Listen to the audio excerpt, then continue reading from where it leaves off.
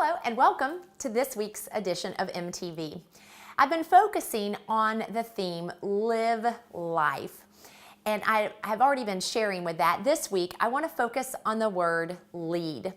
Leading in life and in business is important. You're either leading in a positive direction or you're leading in a negative direction. You're either leading people to move forward or you're leading people to move backwards. And so leading is important. You know, Jesus, in speaking with his disciples in Luke 6, verse 39, he was speaking in a parable and he said, "Can the blind lead the blind? Will they not both fall into a ditch?" Well, how does that play in to my word lead? If you're going to lead other people, then you must first choose to lead yourself well.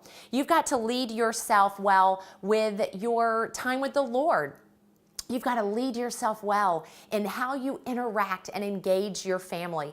You've got to lead yourself well in your finances if you're going to be able to lead other people in the area of finances. You've got to lead yourself well in business. As a Premier Designs jewelry lady, it would be very difficult for me to lead my team and those that God has placed in my path effectively if I'm not taking the time to lead out well in my own personal business, making sure that I have jewelry shows on the calendar, making sure that I'm personally sharing the opportunity with others. I've got to lead myself well before I'm able to be an effective leader to others. So it's important that you start by leading yourself well. You know, that could also mean just engaging in life and in business with integrity, with ethics and principles, according to the policies that are set out for you in wherever it is that you are working. Doing the right thing, whether someone's looking or not, that's a great way to lead yourself well. And it sets you up to lead others well also. You know, it's what I have found with my own self is either I'm going to commit to it or I'm going to find an excuse not to do it. And so this week, we've got to ask ourselves, am I committed to leading?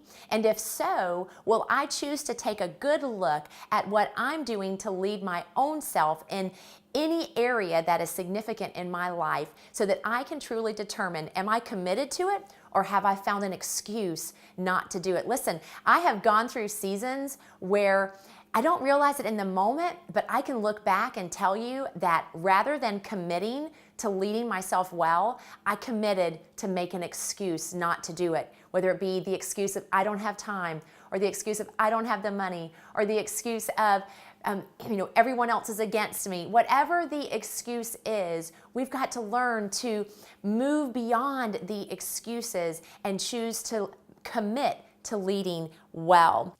You know, once we've committed to leading ourselves well, then we are able to go from being blind in a area or multiple areas in our life to gaining sight or vision in those areas. And that better sets us up to be able to lead other people. And you know, when you are in a better position to lead other people, then you can become a mentor to those who have a need for accountability and them being able to lead themselves well. And so this week, I want to encourage you, assess where you are, make sure that you're committed and that you move beyond the excuses so that you can be available to those that God will bring into your path that are in need of a strong leader. Have a great week, and I'll see you back here for our next MTV.